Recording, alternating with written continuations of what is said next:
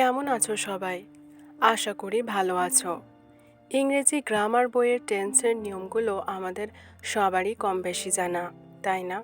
কিন্তু আসল সমস্যাটা হয় যখন আমরা কারোর সামনে ইংরেজিতে কথা বলতে যাই। তখন মাথায় সব নিয়ম জট পাকিয়ে যায়। আই ইট বলবো নাকি I am eating? I have seen হবে নাকি আই স? আসলে আমরা থিওরি জানি, কিন্তু বাস্তবের সিচুয়েশনে ওগুলো প্রয়োগ করতে পারি না। আজকের ভিডিওতে আমি তোমাদের 4টি প্রতিদিনের পরিস্থিতি দেখাবো যেখানে আমরা সব থেকে বেশি ভুল করি। আজ থেকে তোমাদের ইংরেজি বলা হবে একদম নিখুঁত আর স্মার্ট। চলো সরাসরি প্র্যাকটিক্যাল উদাহরণে চলে যাই। পয়েন্ট নাম্বার 1, রোজকার অভ্যাস। সকাল থেকে রাত পর্যন্ত আমরা যা করি সেটাই আমাদের অভ্যাস। এখানে কোনো জটিলতা নেই, শুধু প্রেজেন্ট সিম্পল। অনেকে তাড়াহুড়ো করে বলে ফেলেন I am waking up at 6 AM everyday. না, এটা কিন্তু ভুল। যেহেতু এটা তোমার রোজকার কাজ, তাই সরাসরি বলো I wake up at 6 AM।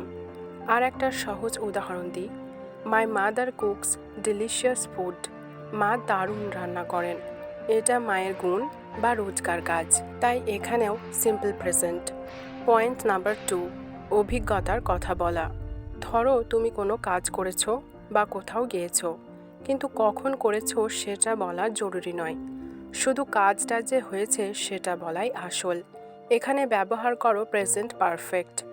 তুমি বলতে চাও তুমি একটা দারুণ বই পড়েছো, বলো I have read this book. যখনই কাউকে নিজের অভিজ্ঞতার কথা বলবে তখন আই হ্যাভ দিয়ে শুরু করো। এতে তোমার কনফিডেন্স অনেক বেশি প্রকাশ পায়। পয়েন্ট নাম্বার 3, নির্দিষ্ট অতীতের গল্প। সব থেকে বড় ভুলটা আমরা এখানেই করি। যদি তোমার বাক্যে ইয়েস্টারডে, লাস্ট উইক বা ইন 2010 মতো কোনো নির্দিষ্ট সময়ের উল্লেখ থাকে, তবে চোখ বন্ধ করে পাস্ট সিম্পল ব্যবহার করো। উদাহরণস্বরূপ, আমি কাল তাকে ফোন করেছিলাম। এখানে কাল বা ইয়েস্টারডে আছে, তাই হবে আই কলড হিম ইয়েস্টারডে।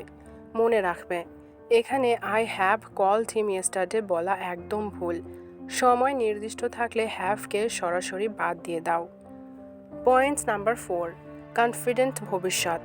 ভবিষ্যৎ মানেই আমরা জানি উইল, কিন্তু তুমি যখন নিশ্চিন্ত যে তুমি কিছু একটা করবেই, তখন উইলের বদলে গোয়িং টু ব্যবহার করতে শেখো। এটা অনেক বেশি ন্যাচারাল শোনায়। ফর অ্যান এক্সাম্পল, তুমি আজ বিকেলে বন্ধুদের সাথে দেখা করবে, বলো I am going to meet my friends this evening.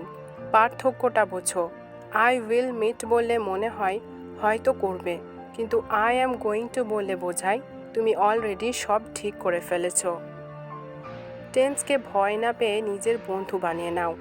আজকের এই টিপসগুলো কি তোমাদের কথা বলার সময় সাহায্য করবে? আমাকে কমেন্টে অবশ্যই জানিও।